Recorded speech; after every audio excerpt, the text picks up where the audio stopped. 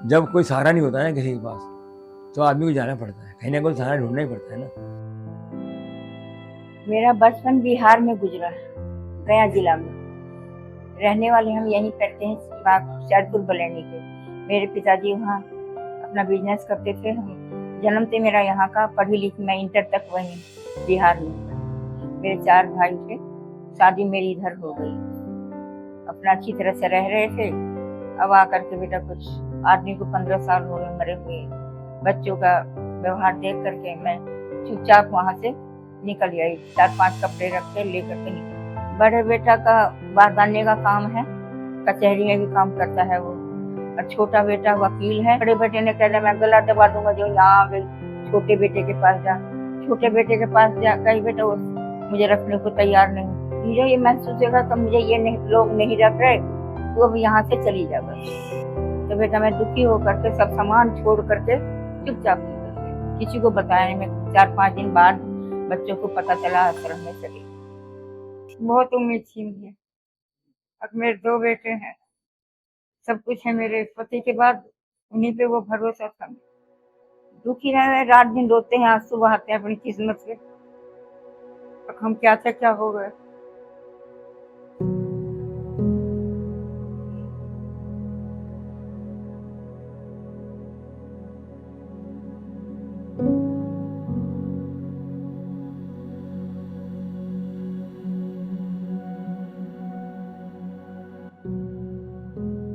मेरा नाम नलिनी शर्मा है और सन 2017 अप्रैल 2 से मैंने इस संस्था को चालू करा है।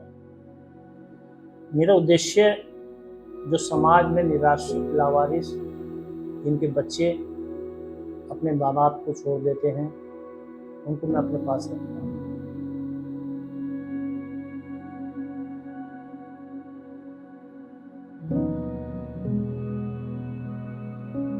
मेरा नाम नम्रता शर्मा। मैं पिछले 8 वर्षों से ये आश्रम चला रही हूँ और इससे पहले मैंने 10 साल जॉब करी है और वहीं से मुझे एक्सपीरियंस मिला। और फिर ये जब जाना मैंने कि अपना भी होना चाहिए इन बुजुर्गों का आशियाना। पहले तो मेरी मजबूरी थी कि जब मैंने जॉब करी, और उसके बाद मुझे लगा कि नहीं, इनका अपना खुद का आशियाना होना चाहिए। मैंने अपना खुद का खोल लिया।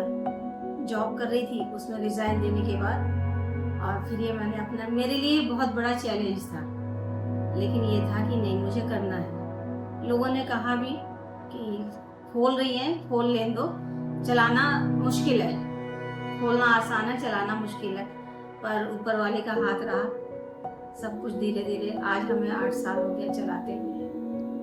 और बस ये कि मेरा ये एक परिवार है और बढ़ता जा रहा है परिवार।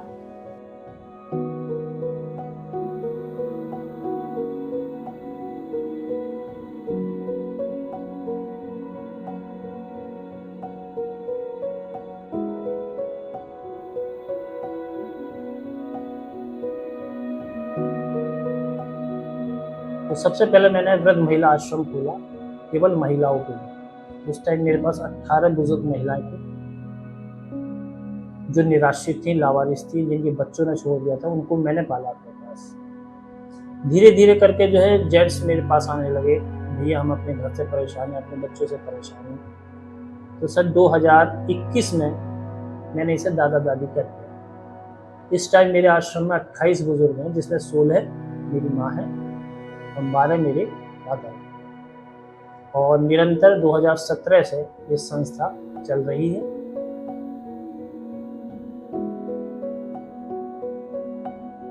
जो यहाँ की मैडम है नम्रता जी, वो बहुत अच्छी तरह डील करती हैं। उनका जो स्वभाव है बड़ा अच्छा है, हम लोगों से कभी भी एक तरह से फादर की तरह से वो करती हैं। दिक्कत कोई होती नहीं है, परेशानी कोई होती नहीं है कि हम परेशानी करें। तो हम ये नहीं महसूस करते कि हम आश्रम में रह रहे हैं। मैं तो खुद महसूस नहीं करता, चाहे कोई करे ना करे। शर्मा जी और मैडम हमारा ऐसा ध्यान रखते हैं जैसे कि बेटे को रखते हैं, उससे भी ज्यादा ध्यान रखते हैं हमारा। मुझे ऐसा लगता है मेरे अपने ही हैं सारे। हाँ, माँ की तरह ध्यान रखती हूँ, उसी तरह से इन्हें मानती हूँ। ये भी मुझे माँ की तरह मानते हैं। सारे अपने बुजुर्ग में बैठ के बात करते हैं, कैरम बोर्ड खेलते हैं, ताश खेलते हैं, एंजॉयमेंट करते हैं। समय समय पर कभी सुंदरकांड का पाठ करवा दो। उनको मनोरंजन भी चाहिए, ये नहीं कि खाना ही है और सोना ही है और कुछ नहीं। और थोड़ी थोड़ी गतिविधि भी मैं देता रहता हूँ।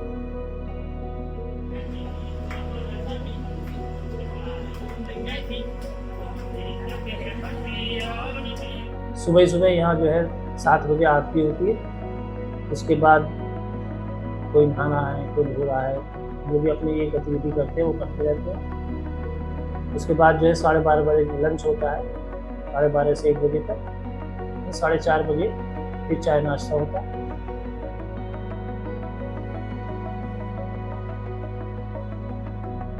और 7:30 बजे डिनर। इस बीच में आरती के बाद कीर्तन, डेली कीर्तन होता है।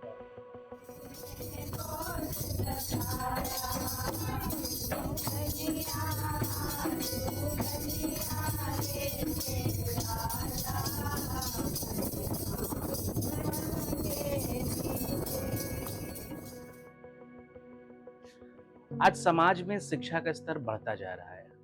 शिक्षा का स्तर बढ़ा, वृद्धाश्रम खोले तो हम कैसे मान सकते हैं कि हमारा देश जो विकास कर रहा है। बात अब आती है सिर्फ शिक्षा की नहीं, संस्कार की। अगर बच्चों को बचपन से ही उस शिक्षा से हम जोड़े, इसे हम मॉरल एजुकेशन या मॉरल वैल्यूज भी कहते हैं, तो गवर्नमेंट ने मैंडेटरी भी किया है कॉलेजेस में, तो क्यों ना हम बचपन से ही अपने बच्चों को जैसे मंदिर ले जाते हैं, गुरुद्वारा ले जाते हैं, मस्जिद ले जाते हैं, वृद्धाश्रम भी लाना चाहिए। बच्चों को बताना चाहिए कि क्या प्रॉब्लम है जिससे हमारा देश अभी जूझ रहा है। तो वृद्धाश्रम में जो बुजुर्ग रह रहे हैं इस समय ये साईं सेवा चैरिटेबल ट्रस्ट के अंदर, वो हमारे देश में अलग अलग राज्यों से, जिसमें हमारा बिहार भी आता है, छत्तीसगढ़ भी आता है, एमपी भी आता है, यूपी भी आता है, महाराष्ट्र, ऐसे ना जाने अलग अलग शहरों से, अलग अलग राज्यों से पुलिस के द्वारा रेस्क्यू किए भी लोग यहाँ पे हैं। पुलिस उनको पकड़ती है, उनको मेडिकल कराती है, फिर लाके हम तक यहाँ छोड़ती है कि आप इनकी सेवा करें, और शहरवासियों की मदद से सेवा उनकी हो रही है। अगर वृद्धाश्रम नहीं रहेगा तो ये कहाँ जाएंगे? हमारे शहर में भी बहुत से हैं समाज में जो सेवा कर रहे हैं। शहर के आम जनमानस में बहुत धन्यवाद करना चाहूँगा कि मेरठ शहर में ऐसे भी लोग हैं जो इस मानवता को समझते हैं और त्योहारों में, जन्माष्टमी में अपने घर में दिया जलाने से पहले आश्रम में आके अम्मा बाबाओं के साथ वो दिए जलाते हैं, उनके संग दिवाली भी मनाते हैं। अम्मा बाबा अक्सर त्योहारों में बैठ के रोते हैं। सुबह का वक्त जब होता है हम कोशिश करते हैं कि सबसे पहले उनके पास जाए, तो अम्मा बाबा कहीं ना कहीं अपने आंसू को छुपाते हैं और इधर उधर मंडराते हैं, अपने काम में व्यस्त हो जाते हैं। मगर होली दिवाली का त्योहार है, जन्माष्टमी हम सब अम्मा बाबाओं के साथ मिलकर मनाते हैं। बुला के लाएंगे, पटाखे छुड़वाएंगे, दिए दीपक जलवाएंगे, मान लो ये तैयार कर लो, ये रखा, ये सब करवाते हैं।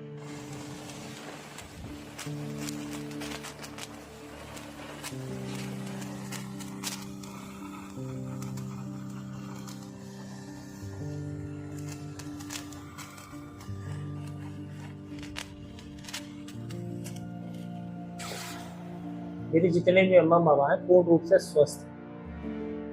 हम नॉर्मल जो घर का खाना होता है वो हम देते हैं। समय समय पे जो इनकी मेडिसिन है वो देते रहते हैं, क्योंकि इस उम्र में जोड़ों का दर्द है और जो नॉर्मल बीमारी होती है, जैसे मेरे यहाँ आश्रम में इस टाइम ऐसा कोई नहीं है कि जो गंभीर बीमारी में हो। गंभीर बीमारी में भी होता है तो सुभारती अस्पताल है, उसके डॉक्टर समय समय पे आते हैं, वो हमें फुल सपोर्ट करते हैं। और सामने लाइफलाइन हॉस्पिटल है, यहाँ के चेयरमैन हमसे जुड़े हुए हैं। कोई दिक्कत होती है एक कॉल कर देते, तुरंत डॉक्टर आएगा, उनको देखेगा।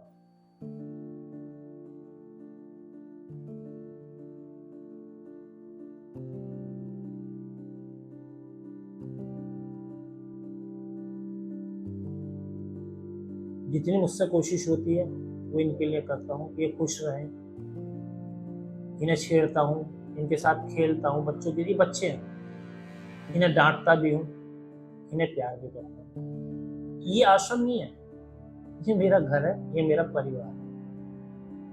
उद्देश्य यही है इस आश्रम का, जिस प्रकार शहरवासियों की मदद से, प्रदेशवासियों की मदद से इस संस्थान के परिवारों ने मिलकर के आश्रम को यहाँ तक लाया है। और अगर अभी भी हम बात करते हैं कि संस्कार अपने घर में लाइए, अगर नहीं तो वृद्धाश्रम ऐसे खुलते रहेंगे। जिस दिन हमारे परिवार के अंदर, घर के अंदर बच्चे और बुजुर्ग सब इस बातों को समझेंगे, मानवता से, ह्यूमैनिटी हम कहते हैं, छोटा सा कट लग गया ना तो दर्द होता है। जिसने जन्म दिया उसको निकाल के आप घर के बाहर फेंक करके आते हो, आप फेंक रहे हो। आप सोचो उस चीज को, परिवार का हिस्सा है।